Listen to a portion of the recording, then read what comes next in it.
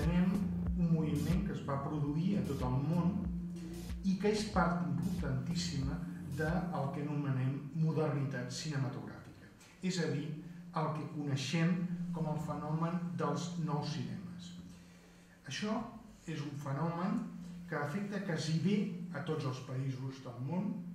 Primer va ser el neorealisme italià, que va ser el precedent més clar de tots els que van seguir-lo, i després van haver-hi el free cinema anglès, la Nouvelle Vague i la Rive Gauche francesa, el Ginger i Deutsche Film alemà, el Nuevo Cine espanyol i l'Escola de Barcelona, el New American Cinema, el Nové Dílna o Nou Cinema txec, aquí Hnutí Nový Film iugoslavo, que de fet a tot arreu es coneixia com a Černý filmy, que volia dir l'insult que els dirigia als dirigents iugoslaus, que deia vostès no és una nova ola, són una ola negra.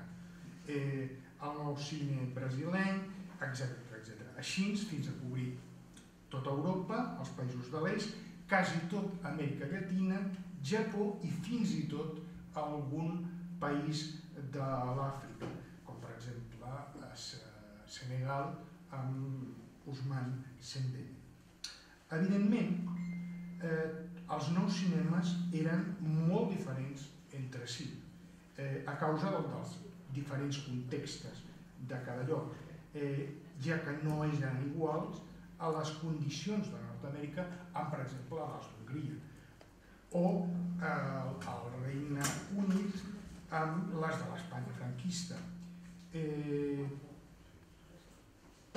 Junt amb aquesta diversitat nacional, per dir-ho així, se n'hi afegia una altra, i és que dintre de cadascun es reproduïa la pluralitat.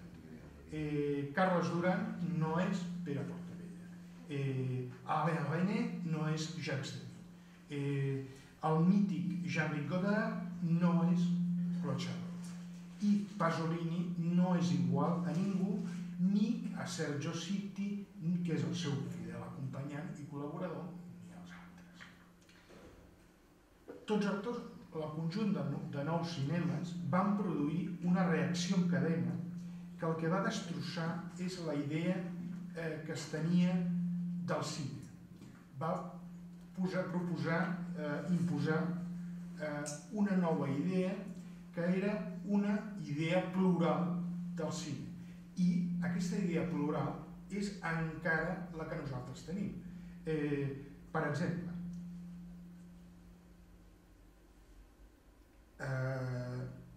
avui parlarem de cine de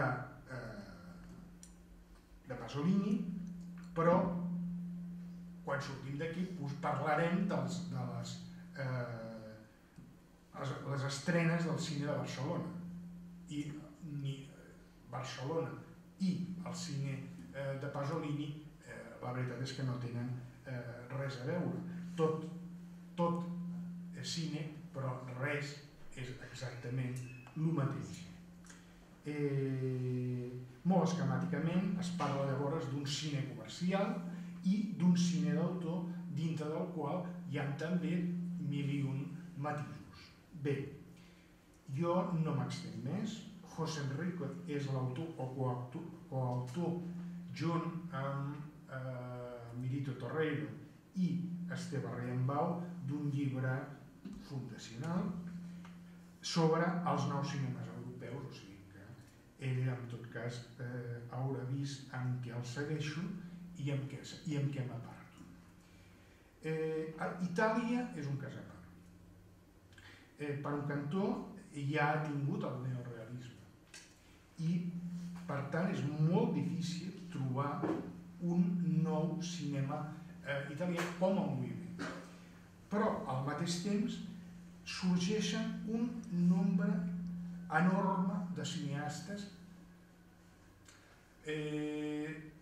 Per no agafar-me els dits, són més d'un centenar de nous joves, de gent que fa la primera pel·lícula durant aquest període, entre els quals hi ha Pierpaolo Pasolini, Bernardo Bertolucci, Marco Bellocchio, Elio Petri, Marco Ferrere, Damiano Damiani, Mauro Bolognini, que serà clau per explicar com el Pasolini fa el pas cap a la direcció, Gillo Pontecorvo, Francesco Rossi, Ettore Scola, Vittorio i Paolo Taviani, etc. Si bé és cert que entre el neorealisme i la nova onada el cine italià dona de si alguns dels grans cineastes com Michelangelo Antonioni, Francesco Maselli, Giuseppe De Santis i Pietro Germi, i jo voldria afegir aquí un Carlo Guisani, que en realitat ell va fer una cosa metacinematogràfica, que va ser portar les lluites contra la llei de cine. I això va tenir un preu, simplement se'l va posar a la vista negra. I quan va fer als anys 60 algunes pel·lícules que tenien que veure, la veritat és que eren pel·lícules que eren ridícules, perquè entre els anys 40 i 1968 havien sortit tots els nous cines. Deixem-ho aquí. La primera pregunta seria, per exemple, com situar Pasolini dintre d'aquest context internacional i italià, que és el context del moment en què comença a fer cine. La segona pregunta seria per què un novel·lista i poeta reconegut decideix a fer cine, i una tercera, que seria què és per vosaltres Pasolini, un cineasta o alguna cosa més que un cineasta. Bueno, yo como no estaba enterado de las preguntas, pues no sé si voy a contestar explícitamente o detallada y ordenadamente las tres preguntas, aunque tal vez en lo que vaya a contar vayan siendo respondidas cada una de las preguntas. No, yo en el momento de pensar mi intervención en esta mesa, incluso habiendo hablado con Carlos por aquello de no pisarnos excesivamente y demás, aclaramos que de entrada, ya se puede ir a donde se quiera, pero de entrada yo iba a hablar un poco de por qué asociábamos a Pierpaolo Pasolini con el concepto de la modernidad cinematográfica. Lo que pasa es que evidentemente para eso lo primero que hay que hacer es asentar ese concepto de modernidad cinematográfica, es decir, qué queremos decir cuando hablamos de modernidad y cuando hablamos de modernidad cinematográfica específicamente, y cuál puede ser el lugar que ocupe Pierpaolo Pasolini dentro de esa modernidad, teniendo en cuenta que esos conceptos en torno a la idea de modernidad a su vez se cruzan con un contexto, un entorno, una tradición propia del cine italiano. Por tanto, en ese sentido, no podemos hablar de una modernidad genérica, sino aplicada a un caso concreto en devenir del cine italiano. Si encaja esto en las preguntas, voy por ahí, con su permiso. Y para iniciar eso, voy a empezar, parecerá que un rodeo excesivamente amplio, pero no es, y además estoy seguro que a Pasolini lo hubiese aceptado, y por tanto me veo legitimado para hacerlo, y es remontarme a qué significa el propio concepto de modernidad. Es decir, probablemente podemos remontar la idea de la modernidad, pues como mínimo a el Renacimiento y lo que viene de ahí. partiendo de un principio, y es que la modernidad es un concepto plural, es decir, que se da en múltiples campos y que va a tener un desarrollo a lo largo de varios siglos en esos campos. Va a haber una modernidad en el pensamiento, si queremos llamarlo una modernidad filosófica, va a haber una modernidad científica, va a haber una modernidad económica, va a haber una modernidad política y en realidad lo estoy planteando casi por un cierto orden de aparición. Es decir, podemos partir de la modernidad derivada de entrada del humanismo renacentista, podemos hablar de que la modernidad científica se asentará a lo largo del siglo XVII, de que la modernidad económica ya empezará a desarrollarse durante parte del siglo XVIII, que si queremos buscar momentos cumbre, pues la modernidad política se moverá en el entorno pues, de las revoluciones de finales del XVIII, la americana, la francesa, etc. Y en esa línea también llegaremos a un momento en que podremos plantear la idea de la modernidad cultural y, podríamos decir, cultural, artística, literaria, etc., que como tal ya se va a dar a lo largo del siglo XIX. Ese proceso, y por tanto, ante todo, lo que habría que decir es que el concepto de modernidad no es un concepto cronológico, a diferencia, por ejemplo, del concepto de contemporáneo. Hablar de cine contemporáneo, pues en realidad no determina nada, porque el cine siempre ha sido contemporáneo. Griffith fue contemporáneo, y por tanto no estamos diciendo nada más que ubicar cronológicamente un acontecimiento. En cambio, el concepto de modernidad es un concepto sustantivo, no es un mero concepto cronológico, sino sustantivo. Simplificando mucho, diríamos que este concepto de modernidad arranca a partir de dos principios básicos. Por un lado, la preeminencia de la idea del sujeto. Es decir, si quieren, pues podemos partir de Descartes, podemos partir del cogito cartesiano, que sería la plena instauración del sujeto como centro de cualquier pensamiento.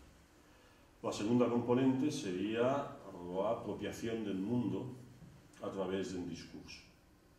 Eso puede parecer más sofisticado, pero si pensamos, por ejemplo, en el campo del arte, de las artes plásticas, la introducción de unos ciertos sistemas de representación, como el sistema perspectivo, ya desde el 480, y otras posibilidades, otras vías, ya determinan en alguna medida, determinan esta idea de cómo a través de la imagen se produce una apropiación de la realidad.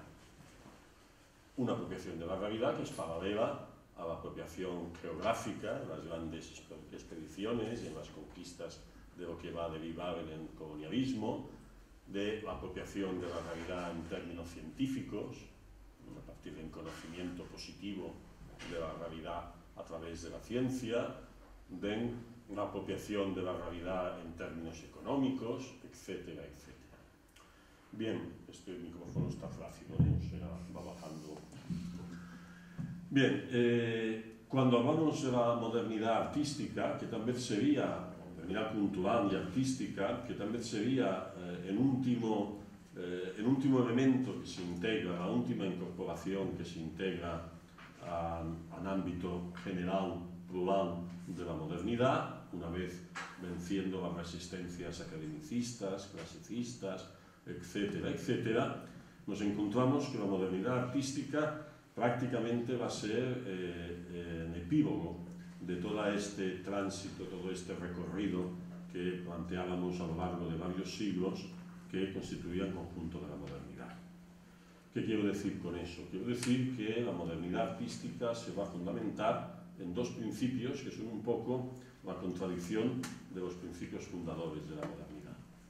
Frente a la emergencia del sujeto, la crisis del sujeto. Frente a la apropiación de la realidad optimista, positiva, por ejemplo, mediante la imagen, lo que llamaríamos la conciencia lingüística. Es decir, el desprendimiento, la distancia entre la realidad y aquella, por ejemplo, imagen o aquel discurso escrito, o etcétera, etcétera, lo que lo podemos plantear en cualquiera de los campos que entendamos en el ámbito cultural y artístico, esa conciencia lingüística, es decir, en el fondo, esa autonomización de los lenguajes respecto a la realidad. Si ya, viniéndonos a la caída de Simplicio, yo decía que estaba cosa... Bueno, si nos venimos ya al momento de la plenitud de lo que llamamos la modernidad cultural y artística, es decir, desde finales del siglo XIX y entrando en el siglo XX, y señalamos los epítomes, es decir, las manifestaciones más preclaras de la modernidad en los diferentes campos, pues esto en cierto modo, para poner una referencia cinéfila, digamos que podría ser una manera de interpretar una película y antes un texto literario como en De muerte en Venecia, porque en la película, hace ya muchos años, yo planteaba como en la película de Visconti se proponía ese tránsito, es decir, en final de lo que sería la modernidad, digamos, tradicional, es decir, en el momento en que va a llegar esa crisis del sujeto y esa conciencia lingüística, es en paso pues, de Mahler a Schönberg, o es en paso de Thomas Mann a Bertolt Brecht, por ejemplo. Es decir, es en paso, pues, podríamos situarlo en cada uno de los campos, en el caso de Muerte en Venecia permite jugar con eso, porque permite jugar con todas estas figuras, o es en paso, pues, de, no sé, en el plano cinematográfico de Visconti a Straub. Es decir, como ven, todo concuerda, porque Straub va a trabajar a partir de Brecht y va a adaptar al cine en Alon y Moisés y Alon de Schönberg, mientras que Visconti utiliza en Mahler de Thomas Mann. Como ven, podemos hacer ese juego de dónde se produce ese tránsito. En definitiva, la crisis del sujeto va a venir evidenciada por el pensamiento cultural, y es un ítem del pensamiento cultural, ya digo, prácticamente desde el momento de la máxima emergencia del yo, que va a ser en el romanticismo. Y ese es el momento en que realmente empieza a nacer lo que llamaríamos plenamente en arte moderno, como la literatura moderna, etcétera, etcétera. La conciencia lingüística, pues evidentemente a partir de Saussure, a partir del desarrollo de la lingüística y todos sus derivados, pero también a partir de cómo en cada uno de los campos artísticos la propia naturaleza expresiva de ese campo se convierte en el centro de atención del creador. Podemos hablar desde diferentes perspectivas. Podemos hablar de Ulises de Joyce, podemos hablar de En busca del tiempo perdido de Proust, podemos hablar de Kafka, podemos hablar de Faulkner en el campo literario, podemos hablar del trabajo sobre las formas, entre comillas, lingüísticas de la arquitectura en Corbusier, o en Aalto, o en Van der Rohe, en Gropius y compañía, lo que llamamos la arquitectura moderna.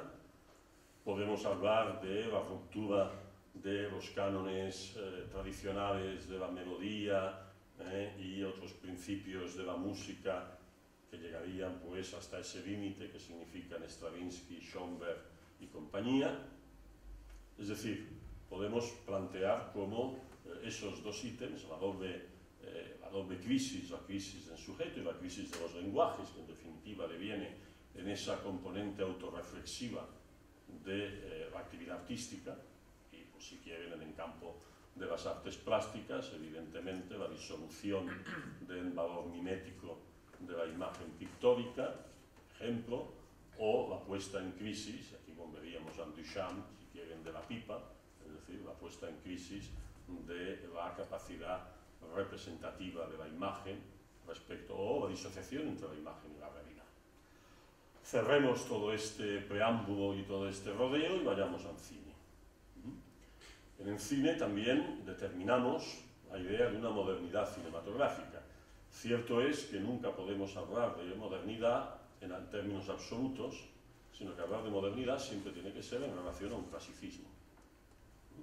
Sería absurdo hablar de modernidad sin clasicismo. Es respecto al clasicismo donde establecemos la idea de modernidad en las artes, por ejemplo. ¿Qué es lo que define y determina básicamente el principio del clasicismo cinematográfico?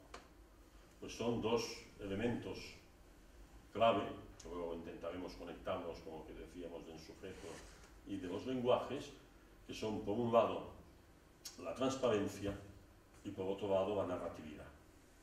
El cine clásico se propone, pues, a partir de un proceso de borrado de lo que llamamos las marcas de enunciación, es decir, de la idea de la pantalla donde proyectamos las imágenes fílmicas como ventana abierta al mundo. Contra más transparente, mejor. A partir de ahí, con todos los efectos de realidad, con los valores de verosimilitud, etcétera, etcétera, que corresponden a esa idea de transparencia. Por el otro lado, la idea de narratividad. El discurso fílmico está al servicio del relato, es decir, contar una historia, por tanto, moverse en el terreno de lo narrativo. Frente a eso, ¿cuáles van a ser los ítems de la modernidad cinematográfica? Frente a la transparencia propia del cine clásico, pues lo que pudiéramos plantear en relación al cine moderno sería todo lo contrario, es decir, cómo veamos esa transparencia, es decir, cómo en definitiva pues ya la pantalla deja de ser esa ventana abierta al mundo y en todo caso revela, pues como antes decía, sus propias formas de enunciación. Por tanto, por un lado habría esa contradicción. Por el otro lado, frente a la narratividad del cine clásico, lo que se impone es la discursividad del cine moderno. Es decir, la idea de que en film, aunque proceda a través de un discurso narrativo, lo que predomina es la componente discursiva. La componente discursiva implica, unida a la no transparencia, implica evidentemente una labor hermenéutica. Si salimos de ver una película de John Ford, la pregunta es ¿qué nos ha contado Ford? Si salimos de ver una película de Bergman, la pregunta es ¿qué nos ha dicho Bergman? Y son dos cosas distintas. Bergman nos lo ha dicho a través de una historia también. En ese sentido, no estamos rompiendo con lo narrativo, pero lo narrativo está en servicio de un discurso. Y quien habla de Bergman, habla de Antonioni, o habla de Godard, o habla de Pasolini. Si queremos. Aquí ya ponemos una aproximación más a fondo. Es decir, por tanto, en alguna medida, lo que va a caracterizar en su conjunto la modernidad cinematográfica son estos dos principios, la discursividad y la opacidad, para ponerlo como contrario de la transparencia, la opacidad. Esa opacidad que va a obligar a la operación hermenéutica. Por eso es tan importante en el nacimiento y desarrollo del cine moderno el papel de la crítica, porque en definitiva van a ser los portavoces de esa labor hermenéutica. Mientras que en el cine clásico un papel de la crítica va a ser distinto, o en todo caso puede tener una componente, si quieren, valorativa, pero mucho menos hermenéutica. Otra cosa será cuando esa crítica, como la de Callés de los años 50, hable de las películas del cine clásico y entonces sí desarrolle un proceso hermenéutico de aquellos que tiraría de los pelos a John Ford cuando empiecen a explicar de qué van sus películas. Porque, como él siempre dirá, yo cuento historias y Santas Pascuas. No busquen más.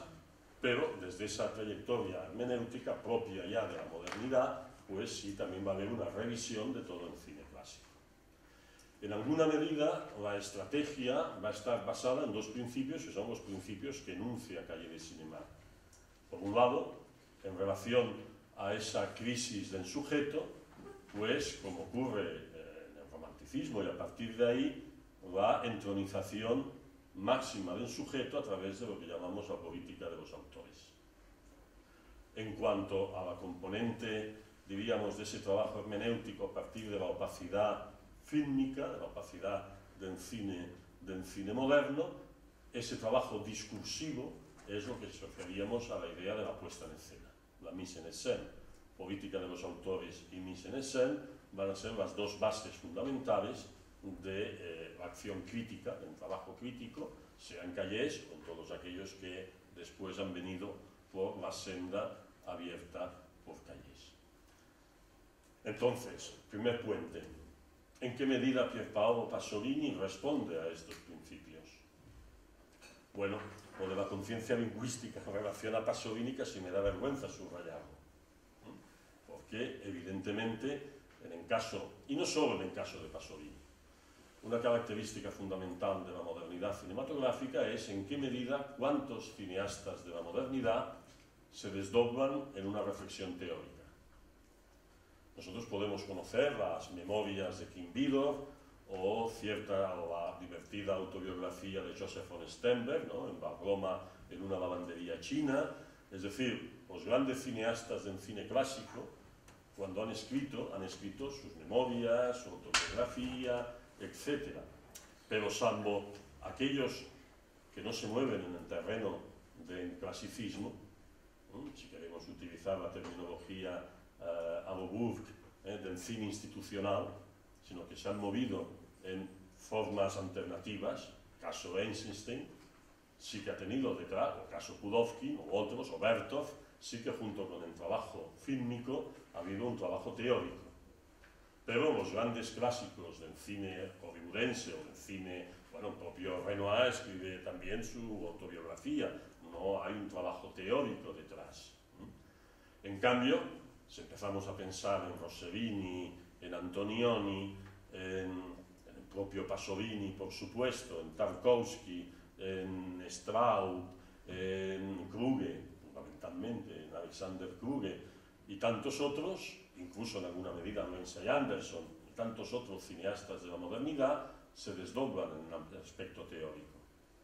Y en este caso, además, muy específicamente, en el caso de Pasolini, todo el trabajo teórico de Pasolini gira, o buena parte del trabajo teórico de Pasolini gira en torno a la relación entre cine y lenguaje. Es decir, a la conciencia lingüística aplicada al campo cinematográfico. Si hablamos de en cine como semiótica de la realidad, si hablamos, podríamos utilizar todos los términos que en parte aparecen en diversos de los textos de Pasolini, desde ese que fue publicado en España de una manera pionera, del cine de poesía, pero en definitiva el empirismo herético, en otras obras en las que se van trufando de reflexiones cinematográficas, no serían otra cosa más que un testimonio pleno de esa conciencia lingüística y de esa reflexión sobre el lenguaje que también paralelamente, pero de eso yo voy a hablar menos, podemos encontrar en los propios films de Pasolini. Porque evidentemente esa reflexión es una reflexión que se puede explicitar por escrito en textos teóricos, pero que al mismo tiempo evidentemente se hace presente en la obra fílmica. Y la propia evolución del cine de Pasolini, en buena medida, va al compás de muchas de estas reflexiones, llamemos teóricas, o al mínimo de esta voluntad reflexiva.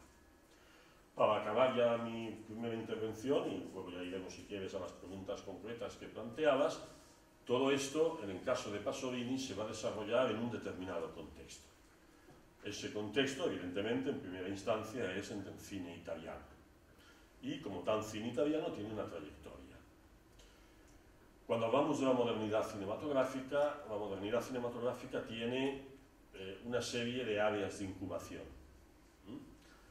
La primera de esas áreas de incubación es precisamente el neorrealismo cinematográfico. El neorrealismo no es todavía plenamente, desde mi punto de vista, lo que entenderíamos como cine moderno, pero evidentemente está incubando la modernidad. Y no lo digo solo en términos literales, en el sentido de que en el neorrealismo se está incubando no solo sus artífices directos, es decir, los Rossellini o Visconti, básicamente, los más destacados. De Sica sería otro caso, en todo caso, más que de Sica en ese sentido, incluso también de trabajo teórico, habría que hablar de Zalatini, que va a ser el ideólogo del cine de Sica, pero en el neorrealismo se está incubando la trayectoria de Antonioni. Su primera película realmente es del año 43, Gente del Po, y sus documentales posteriores, como Nerezza Urbana, perfectamente entroncarían con lo que se está haciendo en el neorrealismo de ese momento, o en el caso de Fellini, aunque ya tenemos como co-guionista desde Roma, Città Aperta y Paisà, en otras películas de Rossellini y de otros directores del neorrealismo. Puedo hablar nada más de dos, pero bueno, luego podríamos hablar de gente que ha citado Josep, como Francesco Rossi o Zeffirelli, ayudantes de dirección de Visconti, La Terra Trema, etcétera, etcétera, o la primera aproximación a lo que va a ser el cine de la modernidad, incluso reunidos por Sabatini en Amor in Città, donde ya están Maselli y están algunos otros de los que también ha citado Josep. Bien, lo que pasa es que, bueno, esa es un área de incubación. Otras áreas que ahora no nos incumben son la renovación crítico-teórica francesa de la posguerra, que va desde la posguerra hasta el desarrollo de la revista Cahiers de Cinéma. Una tercera área de incubación es en descubrimiento, yo lo digo así entre comillas, de los cines exóticos, empezando por el cine japonés, pero también es exótico el cine de Emilio Indio Fernández. Es decir, la idea de que el cine puede estar vinculado a otras formas culturales distintas de la que marca la tradición hollywoodense o la tradición que se ha asentado propia del cine clásico. Luego, evidentemente, otra área de incubación va a ser el desarrollo de ciertas personalidades, es decir, y aquí volveríamos a la idea del autor, pero autores no integrados en movimientos o tendencias. Hay un maravilloso texto de Dreyer del año 43, donde ya enuncia la política de los autores y la teoría de la puesta en escena, casi 10 años antes de que lo haga Cahiers de Cinéma. Pues Dreyer, Bergman, Buñuel, son una serie de Renoir, una serie de cineastas que no son jóvenes cineastas, ni pertenecen a los nuevos cines, pero que van a ser también artífices de la modernidad cinematográfica, junto con los que salen del neorrealismo, etc. Y luego incluso podríamos decir que hay un área de incubación vinculada al ámbito hollywoodense. Lo que pasa es que esa área pues tiene dos componentes. Una, ciertos cineastas que precisamente por llevar el clasicismo más allá de sus límites se van expulsados de Hollywood, Wells, que a través, diríamos, del manierismo o incluso del barroquismo, evidentemente, está desbordando lo clásico, o otros que son más hábiles para hacer eso mismo sin abandonar Hollywood, caso Hitchcock. Y evidentemente Hitchcock va a ser una piedra fundamental para toda esa renovación crítica y teórica de los años finales de los 40, años 50, eso hay que recordar el monográfico, parece que era el número 38 de Cahiers de Cinéma, monográfico dedicado a Hitchcock, etcétera, etcétera. Bien, en el caso italiano es evidente que a Pasolini, por otra parte, lo podemos situar pues, en una cierta encrucijada. En algún sentido, Pasolini ha sido, y esto al menos en el campo literario, propuesto como el último exponente un exponente último y tardío de la gran generación de la renovación de la literatura italiana de los años 30. La generación que, si quieren, encabezamos con Pavese, y a partir de ahí, pues, Platorini, Corrado Ámbalo y numerosos nombres, el último de los cuales probablemente sería Pasolini. Y esa generación de escritores es la generación paralela a la de los Rossellini, Visconti y compañía. No solo porque algunos de ellos se impliquen en el ámbito cinematográfico, italiano Brancati y tantos otros que van a trabajar también en el guión o interviniendo en ámbito cinematográfico, sino porque generacionalmente y culturalmente forman parte de un mismo contexto y que además podríamos ampliar incluso más allá de la literatura y del cine si pensásemos en artistas como Renato Guttuso u otros.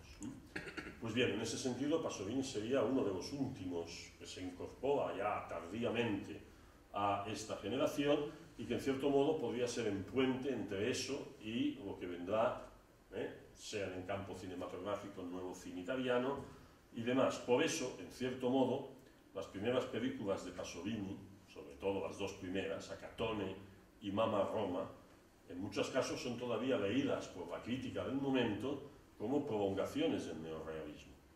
Son dos películas que están muy lejos del neorrealismo, pero sin embargo tienen una serie de factores, incluso si quieren muy directos, ¿no? Mamma Roma es Anna Magnani, Gianna Magnani es el ícono neorrealista por excelencia. En alguna medida no podemos negar esa filiación. Por tanto, es ahí donde situaríamos a Pasolini, en ese cruce, en esa encrucijada, en ese puente entre lo que ha sido el neorrealismo y lo que ya va a ser un cine italiano moderno, que efectivamente no va a tener un efecto de corpus en términos como Manuel Bach o en Free Cinema, que va a ser mucho más disperso, salvo por un detalle. Lo que pasa es que mi memoria me traiciona y no sé si estoy seguro del nombre. En detalle es que de todos esos nombres que ha citado, y más que no ha citado, y que en cambio serían muy significativos, Gianfranco Di Bosio, por ejemplo, Vittorio De Seta, por ejemplo, prácticamente la inmensa mayor parte de estos debutantes a finales de los 50 y primeros 60 van a estar todos producidos por un mismo productor. Si no recuerdo mal, Alfredo Vigni, no sé si era Vigni. Si pasáis revista, Vigni. Si pasáis revista a quien produce esas películas, no, pues lo siento, pero es Alfredo Vigni. Entonces, lo que pasa es que eso va a durar hasta que Vigni se arruina, porque esas películas no van a dar dinero. Prácticamente ninguna de ellas va a dar dinero como para poder seguir sosteniendo la producción que se desarrolla básicamente entre el 59 y el 62-63, que es ese momento de gran efervescencia de nuevos nombres, de nuevos cineastas en el marco del cine italiano. Luego, si quieres, ya podemos entrar en detalles, de si Pasolini tiene una mayor o menor relación en conjunto de esos cineastas o con algunos de esos cineastas, porque va a haber muchas posturas diversas dentro de esta generación de cineastas.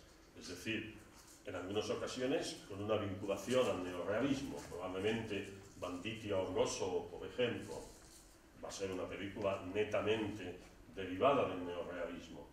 Probablemente no entenderemos determinadas, sobre todo Imposto, Hermano Omni, sin pensar en el neorrealismo. Mientras que en otros casos, pues por ejemplo, en el caso de Francesco Rossi, pues Salvatore Giuliano ya es una forma de superación del neorrealismo. Ya hay una componente casi mucho más de ensayo que no de la plasmación todavía transparente, y por eso he dicho que el neorrealismo incubaba la modernidad, pero todavía no era la plena modernidad. Pues eso todavía lo podemos encontrar distinto ya en Rossi, y ya no digamos si nos vamos pues a los hermanos Taviani, que con materiales neorrealistas, uno Monarrucciale tiene materiales prácticamente propios del neorrealismo, pero ya no hacen neorrealismo, y menos ya si nos vamos a Bertolucci o a Verrocchio, porque Bertolucci va a estar en el fondo mirando mucho más hacia Francia que hacia el neorrealismo, al menos en prima de la revolución. Otra cosa de la que podemos hablar es la con Mare Seca, esa película que tenía que dirigir Pasolini y que finalmente hace Bertolucci, porque Pasolini pasa a otro proyecto. Acabo con una cosa que dijo Bertolucci, que acudió en cierto modo como ayudante de dirección o intervino en el rodaje de Acatoni, cuando Bertolucci dice que asistía al rodaje de Acatoni o asistía al nacimiento del cine, porque Pasolini no tenía ni zorra idea de hacer cine y en alguna medida aprendía a hacer cine mientras hacía Acatoni. Entonces Bertolucci, que estaba allí, y aquí volveríamos a la conexión generacional. El contacto de Bertolucci con Pasolini llega a través de la amistad del padre de Bertolucci, el poeta Tilio Bertolucci, con Pasolini. ¿Por qué? Porque pertenecen a, diríamos, la misma generación literaria, que es, por tanto, digamos, de ahí que coloque a Pasolini un poco en el cruce, ¿no? en el lugar intermedio entre lo que sería la plena generación neorrealista y los nuevos cineastas. Pero creo que ya ha hablado mucho más de la cuenta y le toca a Carlos. ¿Aquí o aquí? No lo sé.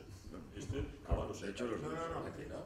No, este debe ser de la cosa Sí, esta, de que la se está secando Sí, pero por el tiempo. Está grabando. Nada menos. Esto va a quedar para la posteridad. Bueno, pues yo creo que, no sé, si queda algo que decir, aparte de lo que ha dicho. Hablar del cine de Pasolini. Hablar de Pasolini, sí, realmente, porque has hecho el contexto, No, yo claro. pero no el texto. Como es suyo. Y a partir de ahí, a mí me gustaría plantear una cuestión que me parece básica en el cine de Pasolini, y sobre todo en la filmografía de Pasolini, y yo no sé si es casualidad o qué es, pero lo cierto es que la carrera de Pasolini como cineasta empieza a principios de los años 60, que es cuando realmente el cine moderno también se inicia desde ese momento, llamemos Nouvelle Vague, llamemos Godard, Truffaut, etcétera, etcétera, pero también Free Cinema en Inglaterra. Es decir, es el momento en que está explotando todo, y termina la carrera de Pasolini forzosamente, lo sabemos, pero quizá también simbólicamente, y eso lo tendríamos que empezar a pensar en 1975. Es decir, en ese momento en el que evidentemente se produce su asesinato, se produce la muerte de alguien como Pasolini, y se produce realmente ese final también de un determinado cine moderno que viene, yo creo que condicionado por muchas cosas. Es decir, hablamos yo creo que estamos hablando en este momento, de Europa y también de Estados Unidos. Es decir, en qué medida finales de la segunda parte de la década de los 70 es significativa en ese sentido, ¿no? Es decir, en qué sentido todo eso tiene que ver con el final de algo, y el final simbólico, insisto, en el que Pasolini tiene algo que desempeña por lo menos un papel fundamental. Es decir, muere asesinado en el año 75, su última película es también del 75, su última película es algo que es algo, yo creo que fundamental también para entender el final del cine moderno. Es decir, casi podemos decir ni que lo hubiera hecho aposta, ¿no? Es algo que termina ahí, y que termina su carrera, termina su vida, y termina también algo que podemos llamar el final del cine moderno.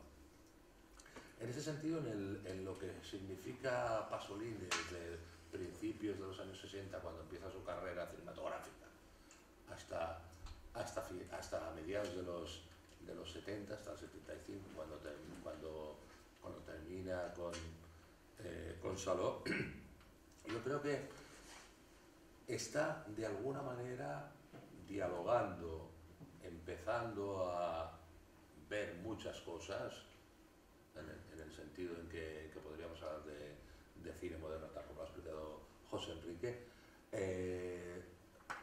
realmente acerca de qué significa eso que llamamos cine moderno. Es decir, del 60, cuando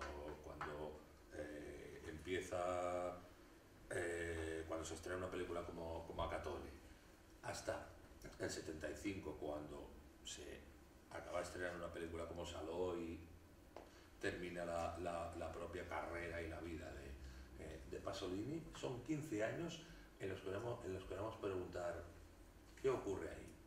¿Qué ocurre ahí y qué ocurre no solo en la carrera de Pasolini? Y en esto yo querría establecer un poco, si me lo permitís, un poco quitar o extraer a Pasolini de esa especie de limbo personal en el que se le ha a veces introducido. Es decir, yo creo que Pasolini no es únicamente Pasolini, evidentemente es Pablo Pasolini como poeta, como literato, como cineasta, como artista, evidentemente. Pero si lo estamos viendo desde el punto de vista cinematográfico, Pasolini, e insisto, 60, 75, es alguien que pertenece a una época del cine absolutamente definida, y que no lo podemos entender si no lo introducimos en esa época y en ese contexto. Es decir, no sé hasta qué punto podemos decir que ese mito del Pasolini absolutamente fuera de todo contexto, absolutamente personal, el gran artista, etcétera, etcétera, no lo tenemos que poner un poco en cuarentena también. Es decir, hasta el punto, por lo menos como cineasta, no hablo ya como artista, etcétera, etcétera, pero como cineasta, hasta el punto Pasolini no depende de algún modo de esa época, depende de ese momento, yo creo que trascendental en la historia del cine, que va del 60 al 75, que aquí empezamos algo que significa el cine moderno y aquí terminamos. Y ahí, justamente, como os decía antes, Pasolini es alguien que representa a la perfección ese momento del principio y ese momento del final. En medio Pasolini, yo creo que es absolutamente fundamental también para entender las distintas visiones y las distintas etapas, también podríamos decir, si lo consideramos así, de lo que significa un cine moderno, entendido en esos momentos, entre el 60 y el 75. Es decir, alguien que a principios de los 60 hace dos películas como Acatone y Mamma Roma, es decir, dos películas que provienen del neorrealismo de los años 45, después de la Segunda Guerra Mundial, y también de los años 50, pero que en ese momento están aportando algo más allá del neorrealismo. Esas dos películas me parecen fundamentales como para alguien que empieza en ese momento, como para alguien como Pasolini, para que llegue, por ejemplo, en el año 64 a hacer una película como El Evangelio según San Mateo. Es decir, de algún modo Pasolini está estableciendo sus ritmos, está estableciendo sus visiones acerca de lo que significa el cine y lo que él quiere hacer acerca del cine. En ese momento Pasolini está diciendo voy a empezar a partir de la tradición, que es la tradición de mi cultura, como es la cultura italiana del neorrealismo en ese momento, y puedo terminar una cierta etapa de mi filmografía con El Evangelio según San Mateo y una película a la vez absolutamente complementaria como puede ser Uccelacci Uccellini, Pajaritos y Pajarracos. Es decir, esas dos visiones que a mí me parecen fundamentales en el cine de Pasolini, ¿no? Es decir, esas dos visiones de una misma realidad, en el fondo. Esa visión, podemos decir, trascendental que podría venir de un cierto cine o de una cierta idea del cine según Rossellini, por ejemplo, que podría ser esa visión cristiana o neocristiana o contracristiana, o como lo queráis ver, de revisar realmente qué significan los evangelios, en este caso el Evangelio según San Mateo, y también una película como Pajaritos y Pajarracos, que está viendo qué significa el otro lado de todo eso. El otro lado que podría ser la visión más, evidentemente, profana y la visión mucho más, en el caso de Pasolini, marxista, de lo que significa la realidad de aquel momento. Ahí podemos cruzar las dos cosas, es decir, hasta qué punto una película como El Evangelio según San Mateo es también una visión marxista de los evangelios, y hasta qué punto una película como Pajaritos y Pajarracos también es una visión mítica de lo que significa la política italiana en aquel momento. Es decir, esa va a ser la visión que Pasolini va a tener durante todos estos años de su carrera, de su filmografía. Y me parece importante destacar precisamente lo que significa alguien como Pasolini, en el sentido de no únicamente ceñirse a lo que está diciendo la realidad de su época, sino reinterpretarla quizá míticamente, de una manera como después va a demostrar en películas como Medea, etcétera, etcétera. Es decir, desde el punto de vista mítico, ¿qué significa la realidad? ¿Qué significa también la puesta en escena? Y yo creo que en eso alguien como Pasolini es fundamental. Es decir, en ese momento alguien como Pasolini está realmente enfrentándose a lo que a principios de los años 60 alguien como André Bazin y evidentemente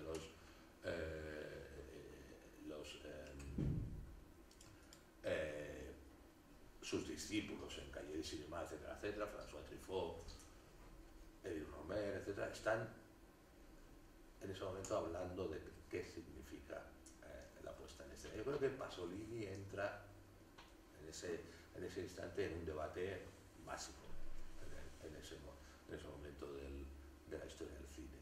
Y entra en ese debate quizá desde un punto de vista, por supuesto, evidentemente, visto desde alguien que no únicamente proviene del cine, como es él, pero también incidiendo en lo que significa el cine. Y en ese sentido, cuando Pasolini hace esas películas de las que les hablaba, y cuando en el 67 hace algo como Edipo Rey, está viéndose precisamente en esa tesitura. ¿Qué vamos a extraer del cine en cuanto a relato, a la vez realista y mítico? Yo creo que eso es importante en ese momento de la historia del cine. Y alguien como Pasolini incide de una manera absolutamente directa sobre eso. A mí me parece, haciendo una especie de revisión de lo que podría ser la carrera de Pasolini en esos momentos, a mí me parece que una película como Teorema, estamos hablando ya de 1968, me parece como un cambio básico en la carrera de Pasolini. Es decir, de algún modo está estableciendo, está juntando, reuniendo de lo que les hablaba ahora mismo, ¿no? Es decir, de qué manera reunir el relato realista y el relato mítico. De qué manera reunir en una narración como es la de Teorema, una película, como les decía, del 68, que marca época, de algún modo, de qué manera reunir todo eso en el sentido de decir, por un lado estamos hablando de la época que nos corresponde hablar, nuestra época, su época en ese momento, pero de algún modo también estamos hablando de algo que va más allá de todo eso. Estamos estableciendo relaciones míticas con el significado de lo que quiere decir una película como esa. Y una película como esa, evidentemente, todo lo que significa.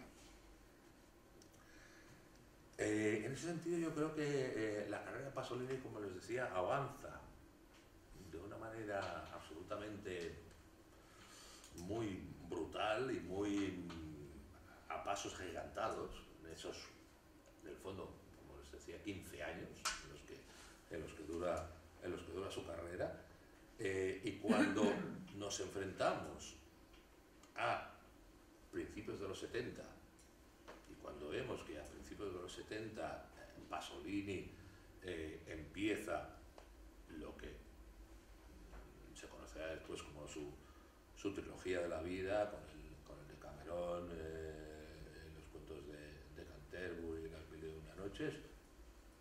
A partir de ahí, ¿qué está implicando el cine de Pasolini? Fijemos también en el contexto, creo que es importante. Es decir, principios de los 70, alguien como Pasolini empieza en el 71 a hacer el Decamerón, en el 72 los cuentos de Canterbury, en el 74 las 1001 noches. ¿Qué quiere? ¿Por qué de algún modo se plantea Pasolini hacer esa trilogía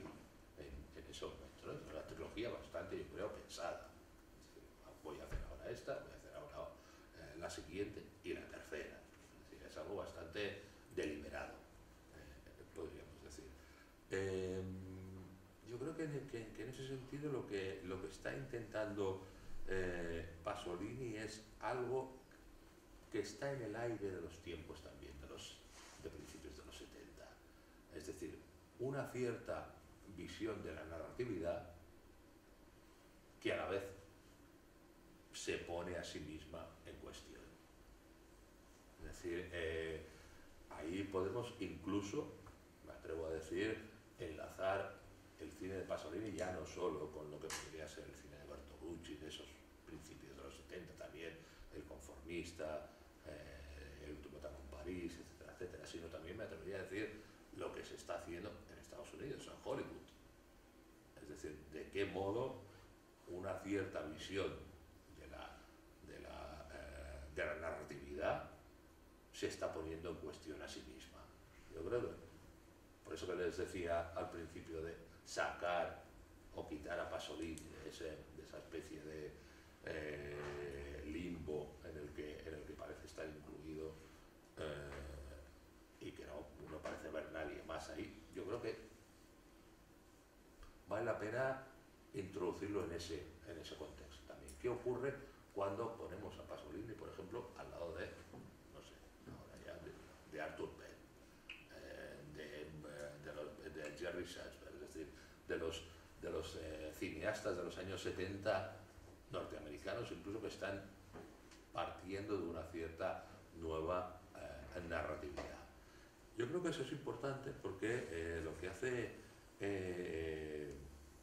Pasolini en ese momento, insisto, no es simplemente una visión unívoca, algo, un empeño personal. Yo creo que está inscrito en algo más. Yo creo que está inscrito en un cierto sentido de lo que significa la historia del cine en ese momento. Y que, evidentemente, termine todo eso con una película como Saló, termine en 1965, termine con su muerte, evidentemente todo adquiere, como les decía, caracteres simbólicos, etcétera, etcétera. Pero que también termine en ese momento de los años 70, en el que también terminan muchas cosas del cine moderno, yo creo que es muy significativo. Es decir, en esos momentos, a mediados de los 70, alguien como Pasolini filma una película como Saló, que es una película límite en todos los sentidos, una película de límite en cuanto a puesta en escena, en cuanto a lo decible, etcétera, etcétera. Y en ese momento está coincidiendo pues con alguien como Elisa Oshima, que está haciendo también más o menos en ese instante el Imperio de los Sentidos. O también está coincidiendo con una cierta visión ya bastante menos optimista de lo que podrían ser los nuevos cines, como va a ser, por ejemplo, el nuevo cine alemán al que ya corresponde a mediados de los años 70, alguien como Wim Wenders. Es decir, en ese sentido, quiero decir, contextualicemos a alguien como Pasolini, no únicamente dejémoslo como ese gran autor que lo es, como ese gran cineasta que lo es y como ese gran también poeta que lo es, sino veamos, por lo menos desde el punto de vista cinematográfico, dónde está, dónde corresponde. Entonces yo creo que el final de la carrera de Pasolini en los años, bueno, no se me oía, ¿no? Eso apago entonces. Gastamos menos electricidad si no apago. En ese momento, en la carrera de Pasolini, me parece que era, como decía, fundamental, desde mi punto de vista, alguien como él entra, se introduce en ese momento fundamental también para la cultura europea y para la cultura cinematográfica de una cierta perspectiva señal de muchas cosas. Insisto, el momento en que Pasolini en el 75 hace Saló, su carrera termina también, su biografía, de alguna manera ahí está alguna incógnita, yo creo que también acerca de lo que nos podríamos preguntar qué hubiera podido ser el cine moderno a partir de ahí. Es decir, el cine moderno tiene en Pasolini un representante absolutamente fundamental, y que hubiera podido ser a partir de eso lo que nos preguntamos acerca de años 60, años 70, años 75, Saló, etcétera, etcétera.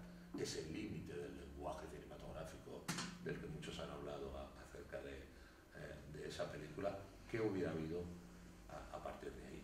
Yo creo que eso simplemente lo planteo como algo que creo que podemos ver a partir de la carrera de Pasolini. Simplemente ver qué ocurre cuando alguien está transitando todo ese territorio y llega a un momento como es mediados de los años 70, y a partir de ahí todo termina, pero yo creo que se abre un gran interrogante, y Pasolini creo que es un personaje clave para entender o empezar a entender o empezar a ver qué podría haber sido todo eso. Bueno, si me permitís,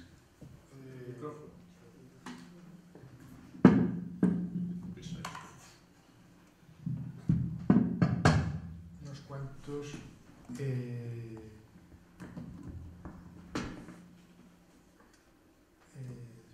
matices. Primero lo de Vini. Si alguno tenéis algún mecanismo para consultarlo, porque a mí me parece que no es Vini. Lo que es importante de Vini, que era el productor, que empezó como productor con Mauro Bolognini, es que no tenía ni un duro. Era una de las... Los nuevos cines no solo supusieron nuevos directores, supusieron nuevos guionistas, supusieron nuevos productores, supusieron nuevos directores de fotografía, etcétera, etcétera. Entonces, Vini era un tipo que venía del teatro y hacia el teatro se metió en un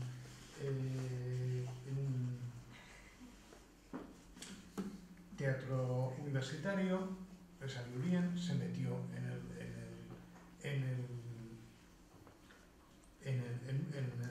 teatro más underground, digamos, y un día le preguntaron, ¿y en cine? Es decir, no, tiene que ser lo mismo. Es decir, se negocian, y entonces empezó a hacer cine. No era, que yo sepa, él no tenía ninguna riqueza de dinero. Lo único que hacía era pues, un buen gestor de la producción de la película. Y fue con Vini como Vini dijo, bueno, pues el tío que ha hecho La Notte Brava quiere hacer cine, ¿no? Pues lo voy a hacer yo. Y a mí me parece que sí, que es ese punto, y sobre todo el no ser una persona que tuviera dinero, sino simplemente que haciendo una o dos películas cada vez iba saliendo. Evidentemente no se hizo rico con esto. Segundo,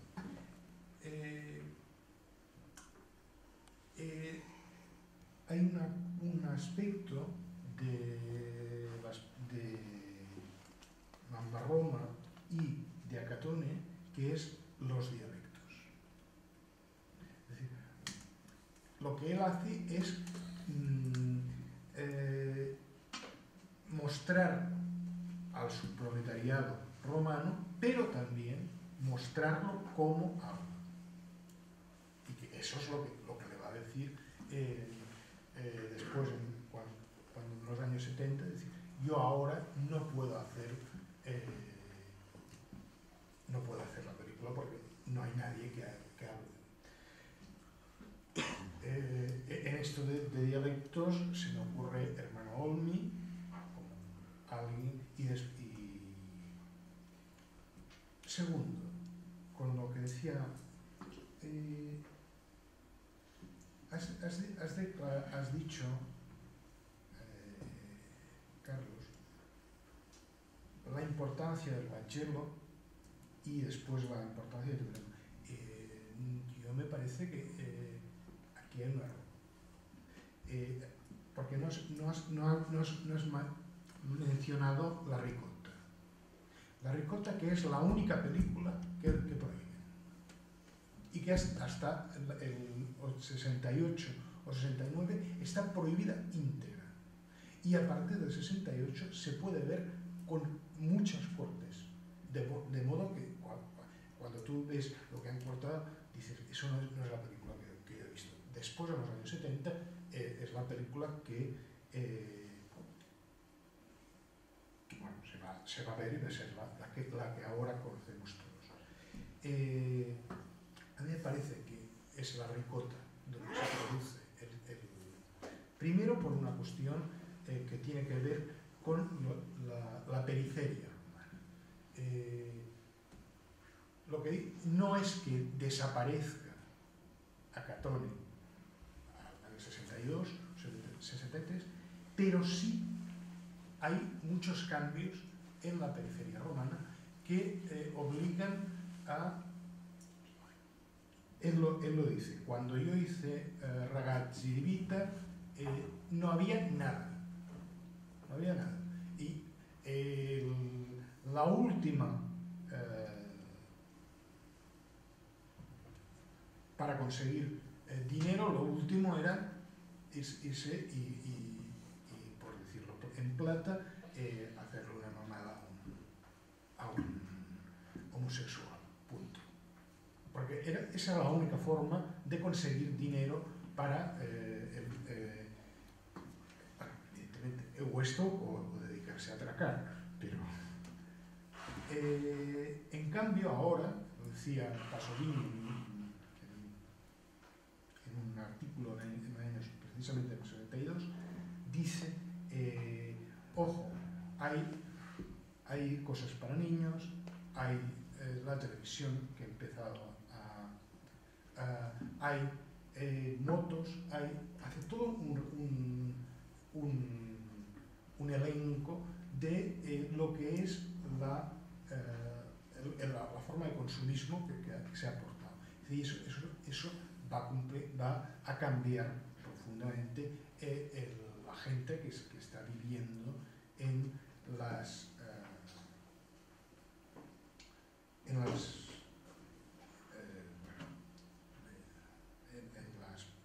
barracas. Por tanto, segundo, cuando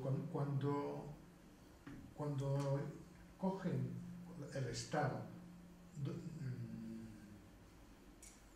coge la película y se le juzga con un alguien que obliga a traer una moviola a la sala. Es la primera vez en toda la historia del cine y en toda la historia de la magistratura en que eso se hace. Y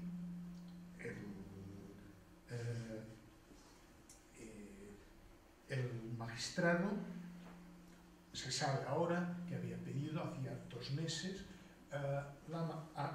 que trajeran la moviola al Palacio de Justicia, uno que supiese hacerla funcionar y otro que sino que dijese esto se puede atacar, esto se puede atacar. Entonces, parece ser que ese tipo no es alguien católico, apostólico y romano, pero no. Y ese tío, por convicción, fue a meterse con la ricotta. Cuando yo traía algo que es bastante, y que en cambio la ricotta se juzgó en marzo del 63. Pasolini tuvo 14 citaciones judiciales ese mes, de las cuales una era el secuestro de la película y 12 citaciones a juicio, y la última, la detención por la noche por parte de la policía, que le detuvieron. ¿Por qué me detienen? Y es que usted es muy sospechoso. Y se lo llevaron. 14 citaciones del final de la modernidad. Estas bien se va un poquito más allá, porque el nuevo cine alemán también se va un poco más allá que otros nuevos cines, pero quien ha hecho la película, yo diría que es la película testimonio, herencia de la Nouvelle Vague, que es la mamá de la Capitán, como es Eustache, va a ser en ese sentido muy significativa. Un segundo apunte de algo que no he dicho antes, pero que me parece importante, es que cuando Pasolini inicia su carrera como cineasta, como director, el cine italiano está en plenitud. Yo diría que en ese momento el cine italiano incluso está desbordando al propio cine de Hollywood, en todos los sentidos. No solo es el momento de la emergencia de estos nuevos cineastas, sino es el momento de la definitiva madurez de Antonioni, de Fellini, de Visconti, que alcanzan sus momentos también más felices en esos años, pero es que es el gran momento de la comedia a la italiana, es el gran momento del peplum, es el gran momento del comienzo del spaghetti western, es decir, que si nos vamos a un cine más industrial y más comercial, como mínimo en el panorama europeo está perfectamente desbordando al cine americano, al menos en cuanto a conjunto, y eso es muy importante para entender por qué también se puede producir esa floración de nuevos cineastas, porque hay un contexto industrial que lo favorece, que lo permite. Y luego tendría dos apuntes, ahora ya sí más sobre, ya que ahora ya se ha introducido a hablar concretamente de la obra de Pasolini, en relación a lo que yo decía antes en torno a los dos elementos básicos de la modernidad, como eran la crisis del sujeto y la opacidad. El primer cine de Pasolini, en general todo el cine de Pasolini, no deja de ser una reflexión sobre la naturaleza de lo humano. Yo diría que Pasolini va a dar un paso, que es pasar, y aquí heredando un viejo concepto, va a pasar del cine antropomórfico al cine antropológico. Si recordamos el texto de Visconti sobre el cinema antropomórfico, y que sería una de las bases de las cuales podría derivar el neorrealismo, el primer cine de Pasolini es un cine antropomórfico, tan antropomórfico que esa primera etapa se cierra nada menos que con el colmo del antropomorfismo, que es Cristo. En Vangelo, pues es nada menos que la reflexión sobre la forma humana, es decir, lo antropomórfico, en relación pues a lo divino.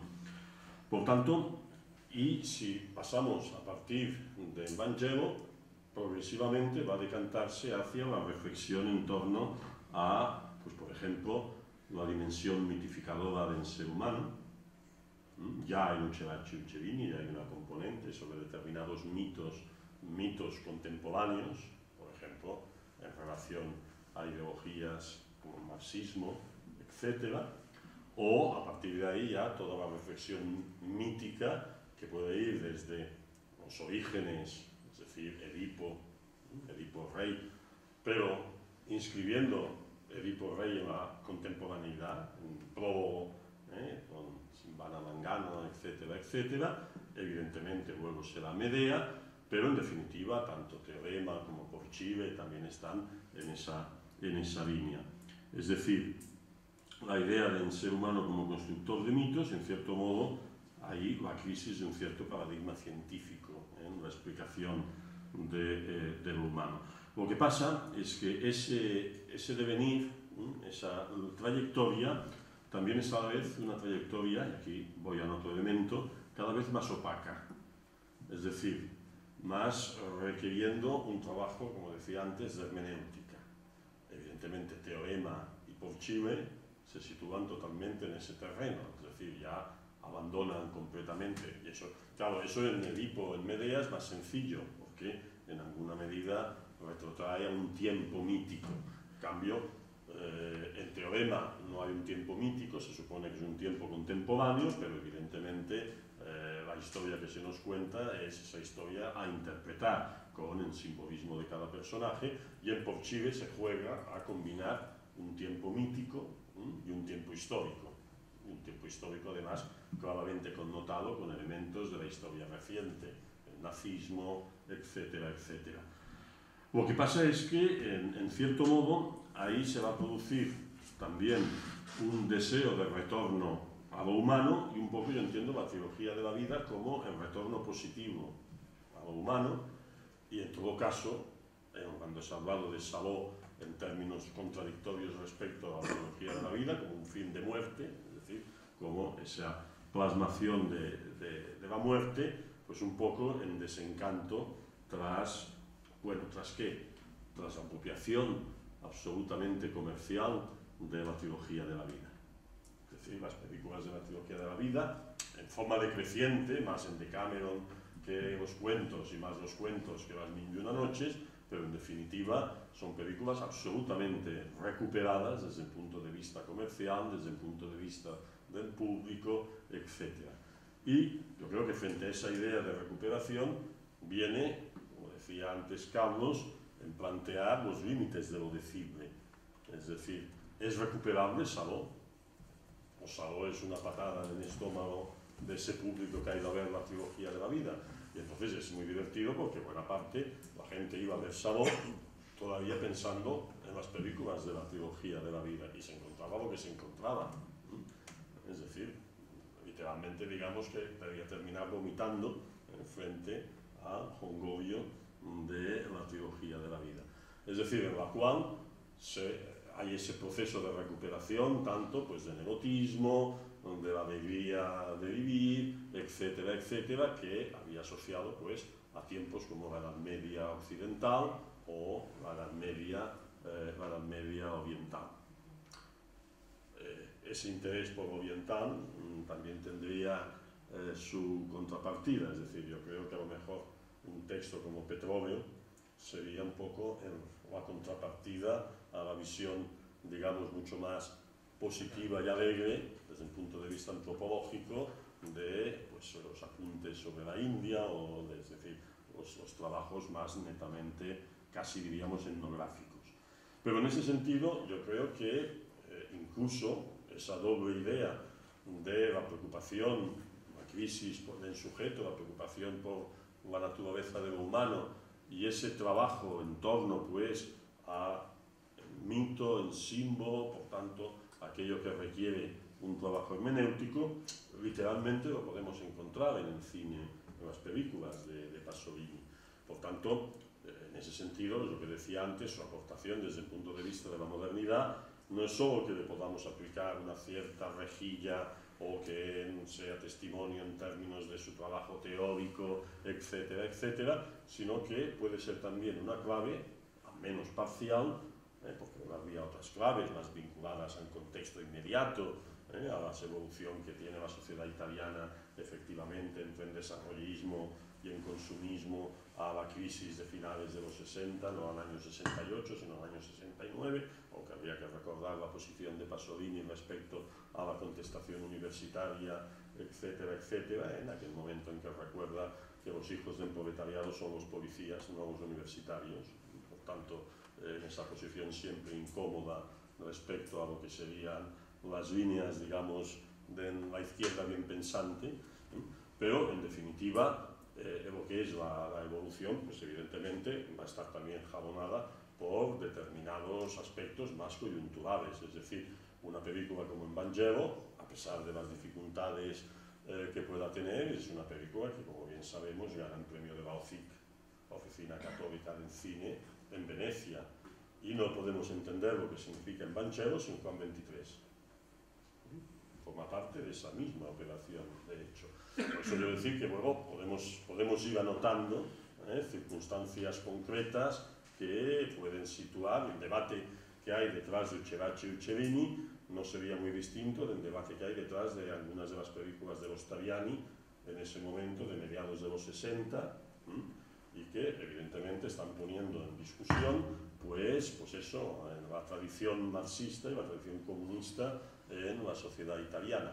Quiero decir que no solamente nos vamos por los cerros de Úbeda, de lo mítico, lo antropológico, etcétera, sino que eso a su vez se cruza con elementos coyunturales de la estricta contemporaneidad también del cine de Pasolini, aunque hable aparentemente de épocas distantes, históricas o incluso míticas.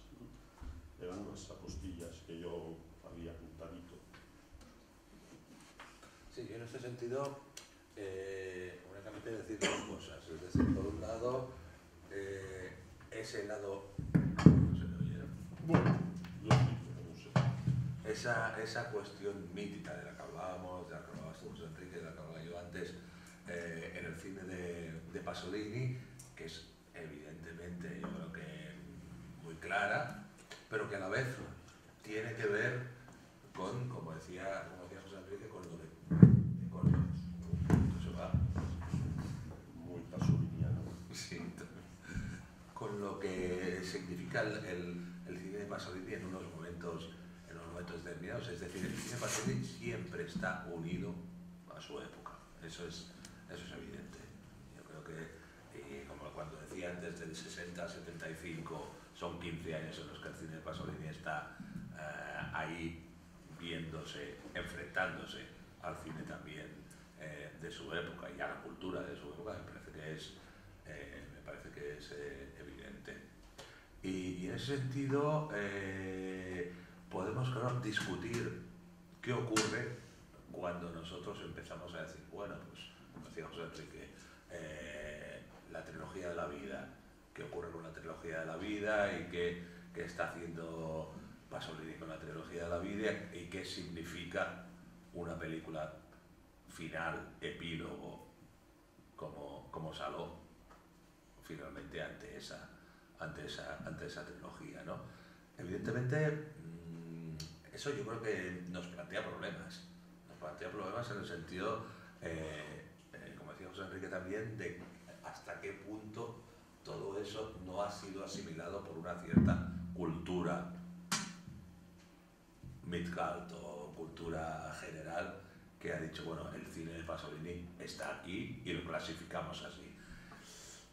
Ahí vuelvo a lo que decía antes, del año 60 al año 75. Esos 15 años son muy fáciles de clasificar por la cultura oficial, por parte de lo que significa el cine de Pasolini. Es demasiado fácil, incluso, ¿no? Es decir, empieza con una visión del neorrealismo personal y termina con algo que puede ser perfectamente contemporáneo.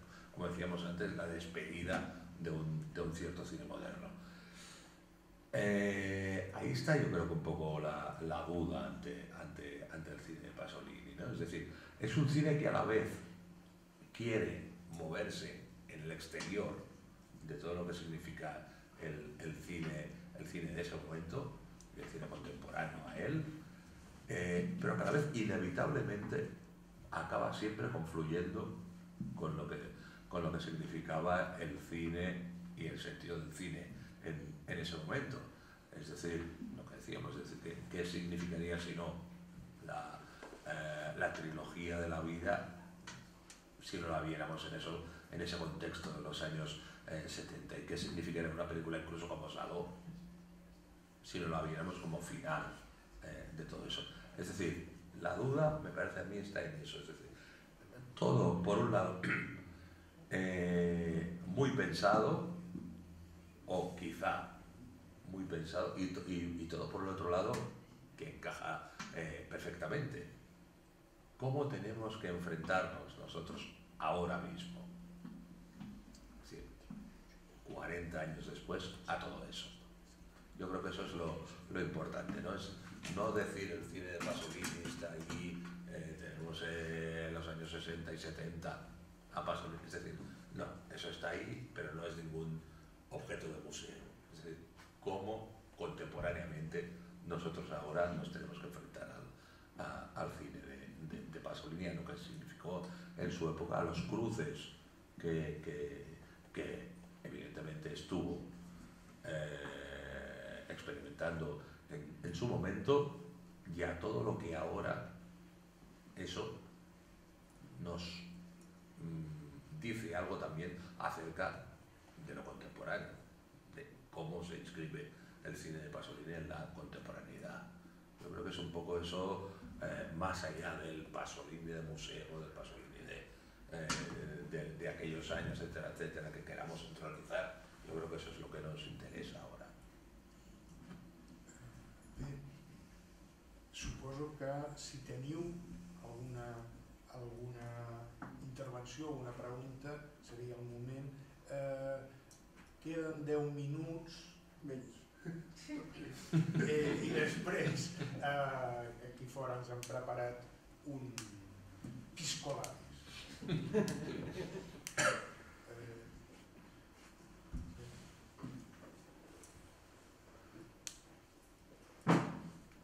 Yo creo que hay algo fundamental para afrontar, que tenemos en cuenta para afrontar la obra pasoliniana, y es lo que pensaba él realmente de cuál iba a ser la relación, lo que tenía que ser la relación entre su obra y el espectador, el destinatario. Eso en la obra cinematográfica, tanto como en la obra en general suya. Y es algo que es tremendamente moderno, que encajaría perfectamente con lo que ha hecho José Enrique sobre la modernidad. Y más que explicarlo yo, pues leo 4 palabras suyas.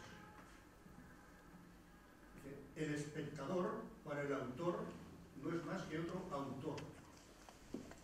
Si el espectador estuviese en condición subalterna con respecto al autor, entonces no se podría hablar ni siquiera de autor. Si hablamos de obra de autor, debemos en consecuencia hablar de la relación entre autor y destinatario como de una dramática relación entre individuos democráticamente iguales. El espectador no es aquel que no comprende, que se escandaliza, que odia, que ríe. El espectador es el que comprende, que simpatiza, que ama, que se apasiona. Dicho espectador es tan escandaloso como el autor. Ambos infringen el orden conservador y reclama el silencio o relación en un lenguaje común y medio. Ahí queda eso. Recordemos que ahora no me acuerdo de qué fecha exactamente, pero finales de los 60, no recuerdo el año, se publica Ópera Aperta de Umberto Eco. Es decir, esta idea de la construcción por parte del espectador del sentido de la obra, pues digamos, es un entorno absolutamente común a las diversas manifestaciones de lo artístico, en cualquiera de los campos que queramos mencionar, ¿no? Se me ocurren muy diversos, ¿no? Desde la pluralidad de posibles itinerarios en el Rayuela de Cortázar a tantas otras cosas en las que hay requerida esa intervención del lector, del espectador, del personaje al cual en principio parece ir destinado a un discurso artístico. Sí, yo creo que es evidente que con la modernidad, precisamente, con lo que llamamos el discurso moderno, se instaura también el discurso de autor, espectador, texto, espectador.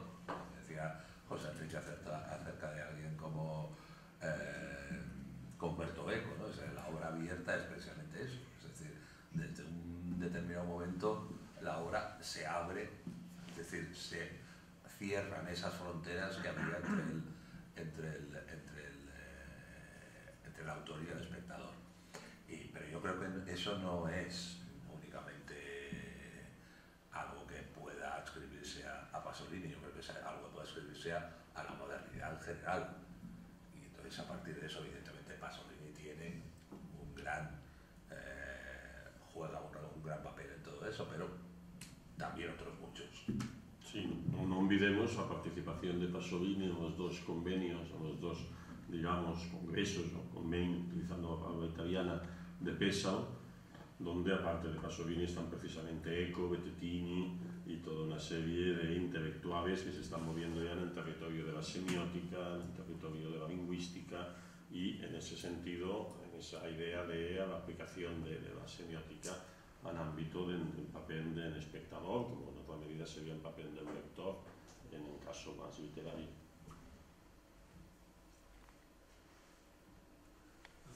Carlos ha dicho una cosa de que sería bueno, o sea, de qué nos sirve Pasolini o cómo miraríamos Pasolini, ¿no? Yo iba por otra cosa, o sea, José Enrique ha puesto mala cara cuando Josep ha dicho que Siti es muy diferente que Pasolini, por ejemplo. Yo iba por el tema de qué habría hoy similar, entre comillas, a Pasolini. Ha quedado claro que está muy ligado con un tiempo, ¿no? 60-75. Pero podría haber una traslación. Hoy habría alguien similar a Pasolini. Lo digo porque en el grupillo de Proyecto Pasolini hemos tenido discusiones, hemos llegado a una conclusión, pero que no voy a decir, que es clara también, por otra parte. ¿Con qué opináis vosotros? O sea, ¿habría hoy algún Pasolini? ¿Quién podría ser esta gente que de alguna forma tocase cosas como Pasolini? ¿Herederos o no? Yo creo que no, o sea, es decir, yo creo que Pasolini, como podemos hablar de cualquier otro cineasta, autor de esos momentos, ¿no? Yo creo que son, en este caso, cineastas muy de su tiempo, como todos en el fondo, ¿no? Evidentemente podemos establecer relaciones entre qué papel desempeñaría alguien parecido a lo que podría hacer Pasolini en aquel momento ahora. Pero me parece que yo no creo que tenga demasiado sentido ahora eso mismo, ¿no? Sobre todo desde el punto de vista de que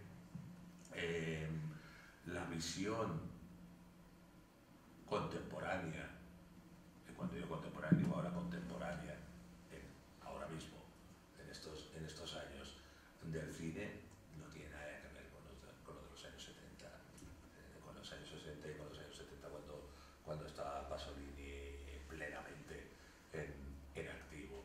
Es decir, por un lado yo creo que algo que tiene que atraernos de lo que significa la figura de Pasolini en aquel momento es su adscripción a ese tiempo, por un lado, pero por otro lado también la adscripción pues al final la adscripción también de Pasolini a una cierta idea del cine. Lo que yo creo que nos tenemos que preguntar ahora mismo es ya no si hay algún Pasolini, entre comillas, que ahora podamos identificar, sino hay alguna idea del cine correspondiente a lo que fue Pasolini que ahora podemos identificar con lo que está sucediendo en el cine contemporáneo. Yo creo que no. Me estoy ratificando en este momento en ese sentido. Yo creo que no la hay y que Pasolini fue lo que fue en esos momentos, fue lo que fue también en una cierta visión de lo que significaba el cine moderno. Y yo creo que hay que dejar bien claro qué significa cine moderno en aquellos momentos y que ahora estamos ya en otro ámbito. Yo también lo que plantearía es que Pasolini. En Pasolini transgresor es absurdo, ahora ya la transgresión es meramente fallera. Me remito a los últimos acontecimientos. Los problemas son una falla. Esto usted lo pone en una falla y no pasa nada. Lo pone en el museo y hay un escándalo. Pero estamos en ese terreno de la transgresión fallera. En el terreno de una tradición cultural, la tradición cultural de Pasolini no es la de los cineastas de ahora.